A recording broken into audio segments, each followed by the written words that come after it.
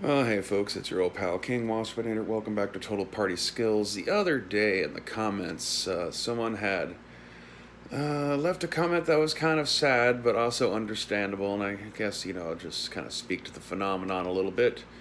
That was someone saying that basically all this controversy for the last 2 months has caused them to actually quit D&D.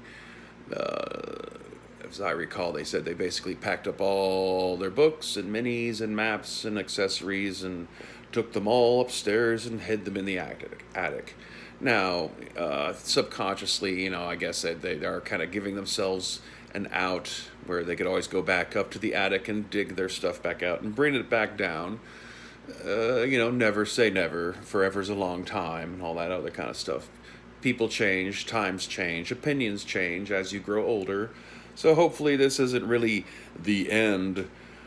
But, yeah, sometimes you need a break. It's unfortunate from what he was saying that it's also kind of spilled over pretty much to the entire fantasy genre, which is also understandable. Because, like I said, sometimes you need a break, and it's hardly D&D's the only thing in the fantasy genre that's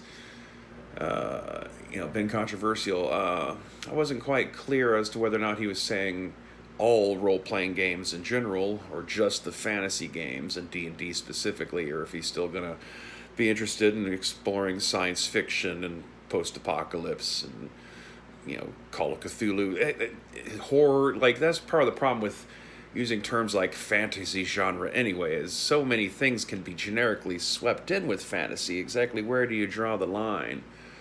But, as I've mentioned a few times in videos over the past, I did have my incident in the early, years of my 20s, where after a Magic the Gathering competition, where everyone was just so petty and heinous, it made me just, like, want to, take a big, long break and walk away from not only the card game Magic the Gathering, but role-playing games, watching Star Trek, all sorts of stuff. And, it took several years, and largely because of Star Trek reruns being on the spiked cable network in the morning when I'd get home from work, because at the time I was working third shift at 7-Eleven. And so it was like one of the only things on when I was, home in the morning after work and up and wanting something to watch that wasn't some stupid talk show. And that kind of slowly rehabilitated me back in to nerd stuff, and eventually got back into role-playing games and so on and so forth, and now here we are. So, to the gentleman who left the comment, as I said, never say never. You never know. It's a good thing. It's not like you took your books out and sold them, or, burned them in a pyre or anything extreme. You just put them in a box and put them in the attic, which means you're going to have to make a very conscious effort to decide to go up there and take that shit down when the time is there. But it's still there. And so, I mean, yeah, just don't, try not to be too extreme. I think there is a thing that we should all kind of take note of in this is there's a filtering process to, the kinds of people who will leave comments on YouTube videos. Obviously, this fellow doesn't represent a huge, trend of people or anything. But he does represent a narrow slice of demographic of people who are of similar mind. And most of them don't bother telling everyone and leaving a comment saying that they're doing this thing. And so, how many people, like our viewer friend here, have also decided just to throw their hands up over the whole thing? That's rather sad. I'm sure the company, since they only want people willing to spend money on their VTT anyway, they don't really give a shit. As I've been saying from the get-go, we're all expendable.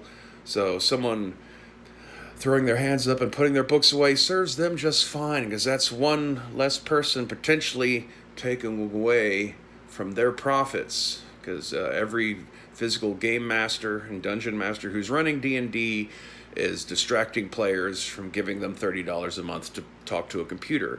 And so they want us all gone. So, there is,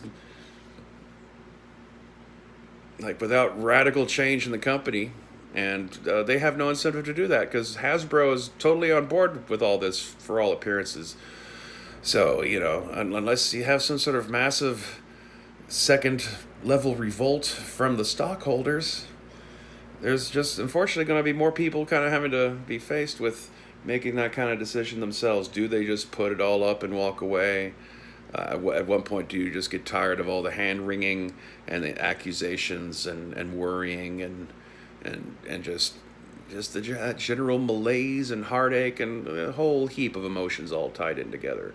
I'm sorry to hear that someone felt that they needed to go to such extremes as to quit D&D entirely and the entire fantasy genre, but I also understand it and don't blame them, and just hope that one day, enough time will have passed that we will have moved on from all of our current battles.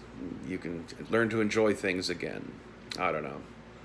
I myself have my own issues still with certain things that have been highly tainted, shall we say, by recent trends in marketing and entertainment composition. So, I get it. I get it. And I guess that's about it. Until next time, stay waspinated.